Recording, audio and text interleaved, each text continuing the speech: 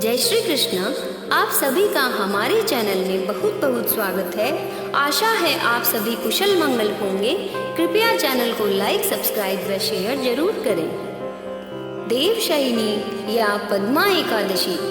आषाढ़ मास के शुक्ल पक्ष की इस पद्मा एकादशी को अधिकांश व्यक्ति देवशयनी अथवा देवसोनी एकादशी कहते हैं। इस दिन से भगवान विष्णु 4 मास के लिए क्षीर सागर में शयन करते हैं। इसी कारण इस एकादशी को हरिशयनी एकादशी कहते हैं। पुराणों में यह भी कहा गया है कि इस दिन से विष्णु भगवान 4 मास तक राजा बलि के द्वार पर पाताल में रहते हैं और कार्तिक मास के शुक्ल पक्ष की एकादशी को अपने लोक में लौटते हैं। इन 4 महीनों में भगवान विष्णु के क्षीर सागर में शयन अथवा पाताल में निवास करने के कारण ही विवाह आदि कोई शुभ कार्य नहीं होते। यद्यपि लगभग सभी एकादशियों को भगवान विष्णु की पूजा आराधना की जाती है, परंतु आज की रात्रि से तो भगवान का शयन प्रारंभ होता है, अतः उनकी विशेष विधि विधान से पूजा की जाती है। भगवान विष्णु की प्रतिमा को आसन पर आसीन कर उनके हाथों में शंख, चक्र, गदा, पद्म सुशोभित कर उन्हें पीतांबर, पीले वस्त्रों या पीले दुपट्टे से सजाया जाता है। पंचामृत से स्नान कराकर तत्पश्चात भगवान की धूप, दीप, पुष्प आदि से पूजा कर घृत दीपक से आरती उतारी जाती है। भगवान को तांबूल और पुंगी फल अर्पित करने के बाद मंत्र द्वारा भगवान की स्तुति की जाती है। सूक्ते त्वयि जगन्नाथ जमत्सूक्तं भवेदिदं विबुद्धे त्वयि बुद्धं च जगत् सर्वचराचरम्।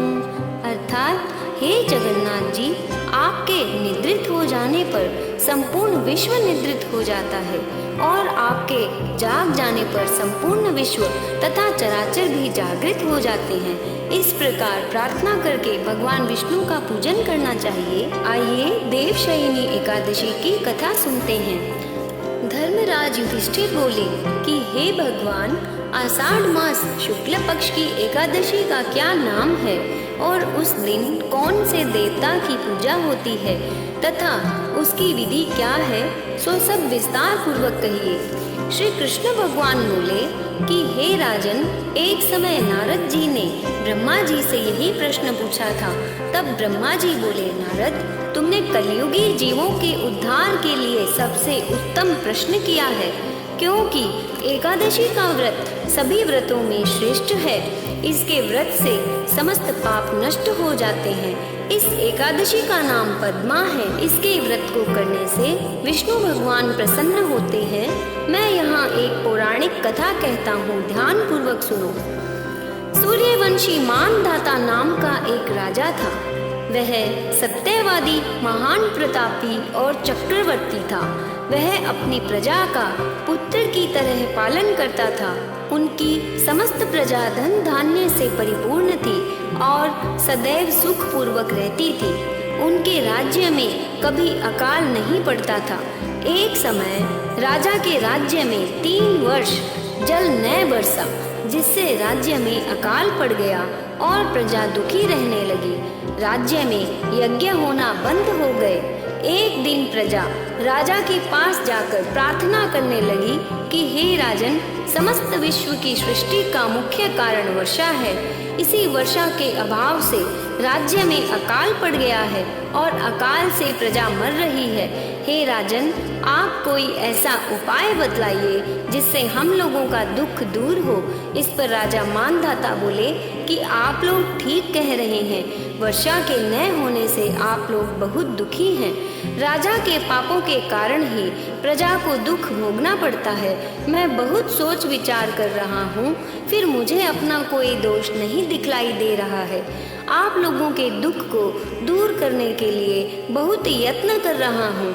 ऐसा कहकर राजा मानधाता भगवान की पूजा कर कुछ मुख्य आदमियों को साथ लेकर वन को चल दिए। वहाँ वे ऋषियों के आश्रमों में घूमते घूमते अंत में ब्रह्मा के पुत्र अंगिरा ऋषि के आश्रम पर पहुँचे। उस स्थान पर राजा रथ से उतरकर आश्रम में आए। वहाँ मुनि अभी नित्य कर्म से निवृत्त हुए थे। राजा ने उनके सम्मुख प्रणाम किया और मुनि ने उनको आशीर्वाद दिया। फिर राजा से बोले कि हे राजन, आप कुशल पूर्वक हैं तथा आपकी प्रजा भी कुशल पूर्वक होगी। आप इस स्थान पर कैसे पधारे हैं सो कहिए। राजा बोले कि हे महर्षि, मेरे राज्य में 3 वर्ष से वर्षा नहीं हो रही है। इससे अकाल पड़ गया है और प्रजा दुख भोग रही है। राजा के पापों के प्रभाव से ही प्रजा को कष्ट मिलता है, ऐसा शास्त्रों में लिखा है। मैं धर्मानुसार राज्य करता हूँ, फिर यह अकाल कैसे पड़ गया है, इसका मुझे अभी तक पता न लग सका।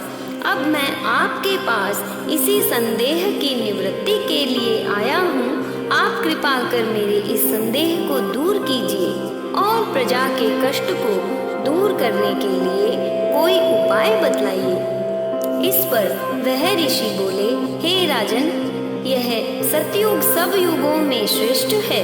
इसमें धर्म के चारों चरण सम्मिलित हैं। इस युग में ब्राह्मणों को तपस्या करना तथा वेद पढ़ने का ही अधिकार है, परंतु आपके राज्य में एक शूद्र भी तपस्या कर रहा है। इसी दोष के कारण आपके राज्य में वर्षा नहीं हो रही है।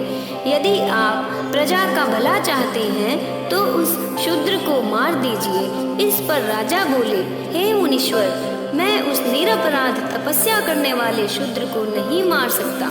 आप इस दोष से छूटने का कोई अन्य उपाय बतलाइए। तब ऋषि बोले कि हे राजन, यदि तुम ऐसा ही चाहते हो तो आषाढ़ मास के शुक्ल पक्ष की पद्मा नाम की एकादशी का विधि पूर्वक व्रत करो। इस व्रत के प्रभाव से तुम्हारे राज्य में वर्षा होगी और प्रजा सुख पाएगी, क्योंकि इस एकादशी का व्रत सभी सिद्धियों को देने वाला है और उपद्रवों को शांत करने वाला है। मुनि के इन वचनों को सुनकर राजा अपने नगर को वापस आए और विधि पूर्वक पद्मा एकादशी का व्रत किया। उस व्रत के प्रभाव से राज्य में वर्षा हुई और मनुष्यों को सुख पहुंचा। इस एकादशी को देवशयनी एकादशी भी कहते हैं। इस व्रत के करने से भगवान विष्णु परम प्रसन्न होते हैं। जय श्री कृष्ण।